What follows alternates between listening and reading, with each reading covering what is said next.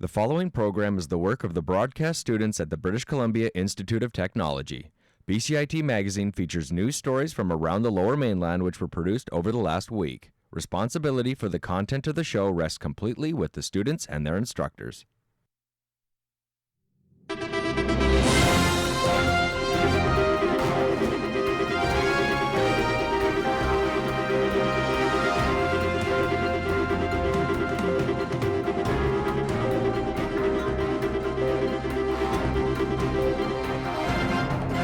Today on BCIT Magazine, Premier Christy Clark takes a big step to improve trade negotiations with Asia.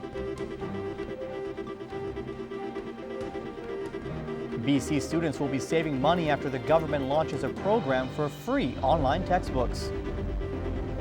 And BC Lions quarterback Travis Lulay was back on the practice field this week in preparation for the postseason.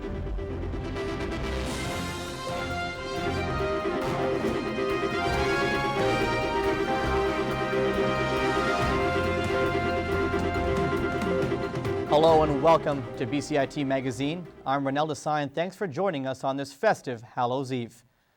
The BC government will now have a full-time representative in Asia. This week, Premier Christy Clark appointed former Kelowna MLA Ben Stewart as BC's Asian Trade Commissioner. Premier Clark continues to promote the government's plan to develop the economy with the production and distribution of liquefied natural gas. The BC Liberals will now have a representative who will deal directly with Asian leaders. He's closely connected to every cabinet minister, including myself. When he meets with government officials in China, they'll have absolute confidence that he can pick up the phone and have a call returned to any member of the government here in British Columbia. Ben Stewart gave up his seat to the Premier following the provincial election back in May. Some critics have been vocal about the decision, claiming Stewart was simply rewarded for his loyalty. The announcement comes just weeks before Clark leaves for Beijing.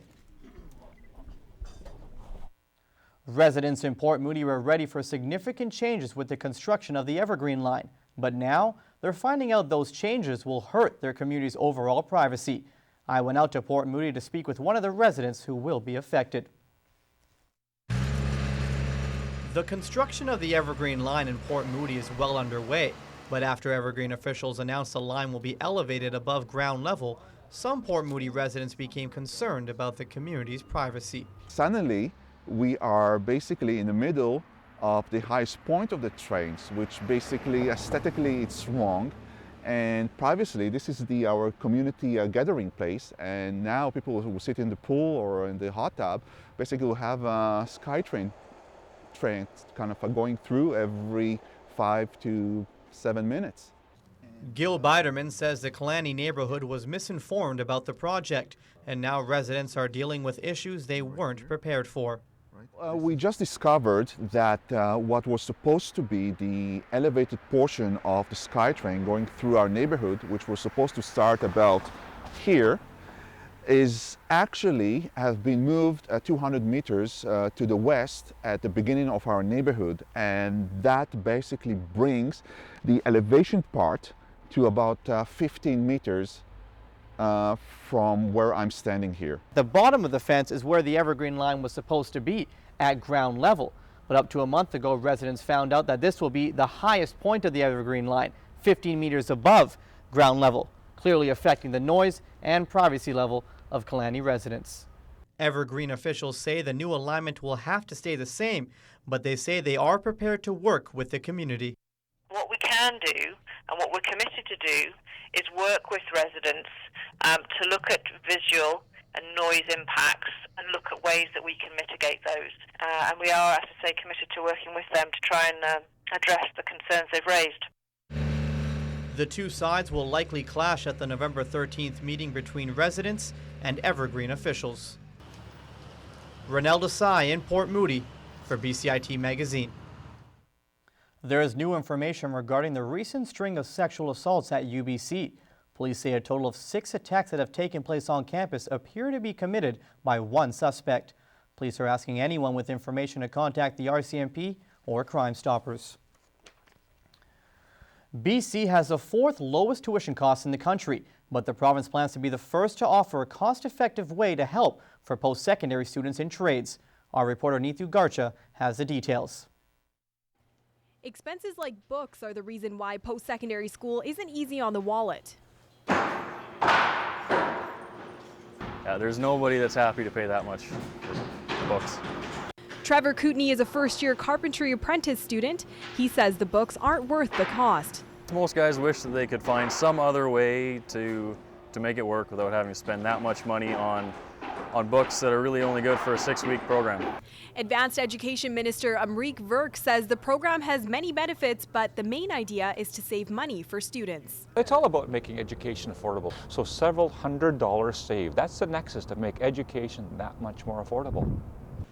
Trevor says every little bit counts. It would just go a long way to making this easier for all of us. While students like Trevor are happy to hear about the possibility of saving a few dollars, the Canadian Federation of Students says the new open textbooks program won't tackle the larger issue of student debt. Right now, the government's not investing what we need to be investing in accessible post-secondary education, advancing the idea of open textbooks and that sort of thing. You know, it's a fine idea. I think the money that we need to invest in our post-secondary education system goes far and beyond what's being put into the open textbook program. The 20 open textbooks for skills training and technical subjects will be available in September 2015. Neetu Garcha in Vancouver for BCIT Magazine. Coming up next on BCIT Magazine, BCIT's Lesbian, Gay, Bisexual and Transgender Club is back on campus after being on hold last year. And this week is Bike to Work Week in Metro Vancouver, and it's getting people pumped to ride.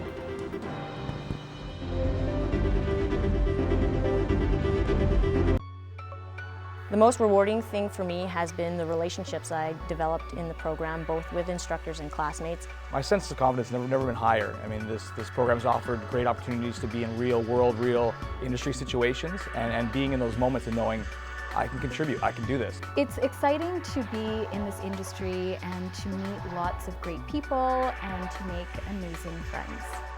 BCIT Broadcast and Online Journalism, realizing your potential. Standby graphics, ready camera one. If you want to experience the fast-paced world of news. Today on BCIT Magazine, striking. Make magic on a movie set. Frame. And action. Or bring your creative ideas to life. BCIT's hands-on training will get you started. BCIT Television and Video Production. Your possibilities start here.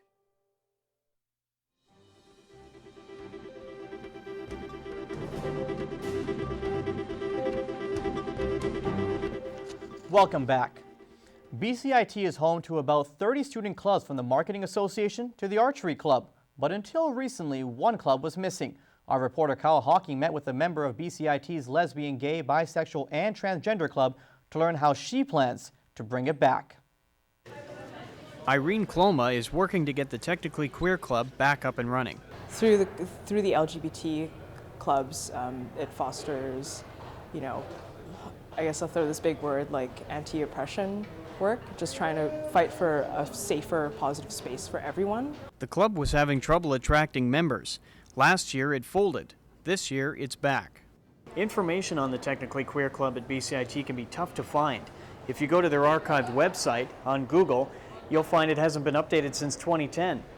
And then, if you go to the club site on the BCIT Student Association website, you'll find that they are listed as a club, but there's no link to follow and no contact information. The UConnect office is a resource for clubs. Amy Smith is the club's coordinator and got the ball rolling in reviving Technically Queer. Last year, the club was like sort of officially in the dormant position. No one was running it last year, and the account, like their bank account, was closed. So I made a few posters that just said "Queer Leaders Needed" and had the old TQ logo, just to see if anyone would be interested. And a couple of people did see the poster and were like, oh, what's the deal with this? We had a social a couple of weeks ago, with the help of Amy from the UConnect. We managed to have a social and have several students come out and just hang out and get to know each other. Thanks to the hard work of Smith and Cloma, the club is back and they hope to attract more members in the coming months. Kyle Hawking in Burnaby for BCIT Magazine. Well, it's Bike to Work week, and people who bike to work in Vancouver will find some displays set up throughout the city. Our reporter Steve Kioka has more. Stations are set up throughout the Lower Mainland, offering refreshments and prizes to the cyclists.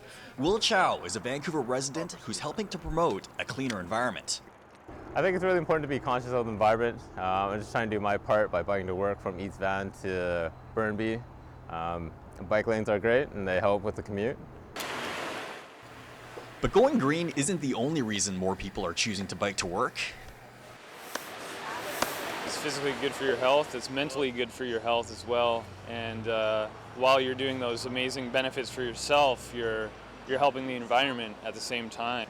In a good exercise sometimes, because bike's a good for a commuter.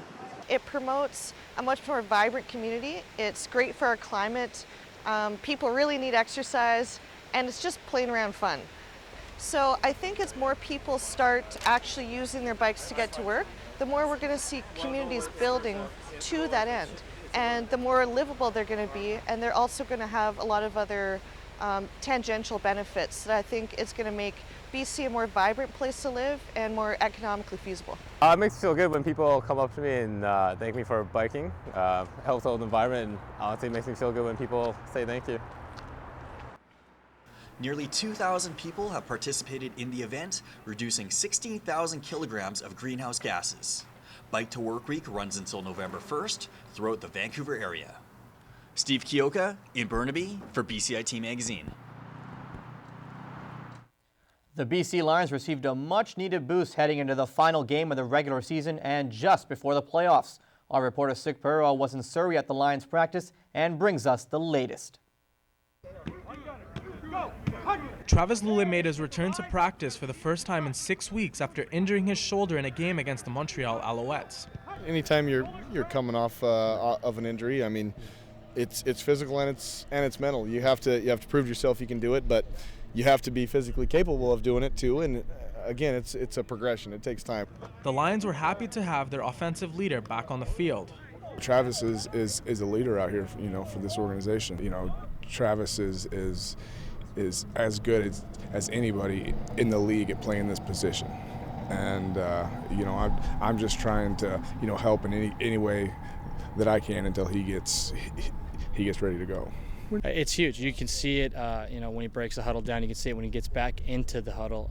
Guys miss him. He's a veteran presence. He's a guy that's been here and done well, and that means a lot. It's the most competitive position in football, but the three Lion quarterbacks say they have a great relationship. We definitely get along well. We're always kind of joking around, and we have each other's backs. So, we get along well, and it helps us on and off the field tremendously. We got to help each other out as much as we can. I've always been a big believer in that quarterback room being very important, and the guys have to communicate well. It's so much easier if that mutual respect is there. Lulay won't be starting on Friday against the Calgary Stampeders. All signs point to Pierce getting the call for that game. Pierce finished the last game strongly and made some plays that looked like the Pierce of old. I think of all things, it might have been the block that really kicked him off and got him going. But that's been Buck's forte throughout his career. Whether it's a run, a scramble play, or something like a block, he's the type of guy who will do that stuff for his team. So it was cool to see. Obviously, it was huge for our team in that football game. Probably should go the other way back. Just saying. Friday marks the final game of the season for the Lions before they head into Saskatchewan to start the playoffs. Suk Purwal in Surrey for BCIT Magazine. In other sports news, the Vancouver Canucks will honor Pavel Bure on Saturday by raising his jersey to the rafters. The Russian Rocket is the only player to be inducted into the Hall of Fame as a Canuck. Bure tallied 478 points in 8 seasons, and he was arguably the most electrifying player to suit up for the Canucks. In entertainment news, fans can look forward to seeing Kanye West grace the stage at Rogers Arena tomorrow night. His arrival is highly anticipated after the rapper/fashion designer canceled his show unexpectedly earlier this month. If you have any questions or comments regarding this program, please visit us online at bcit-broadcast.com or bcitbroadcastnews.ca. From all of us at BCIT, we wish you a spooky and safe Halloween. I'm Ronil Desai, and that's today's BCIT Magazine. Thanks for watching. We now back to the BC Lions practice.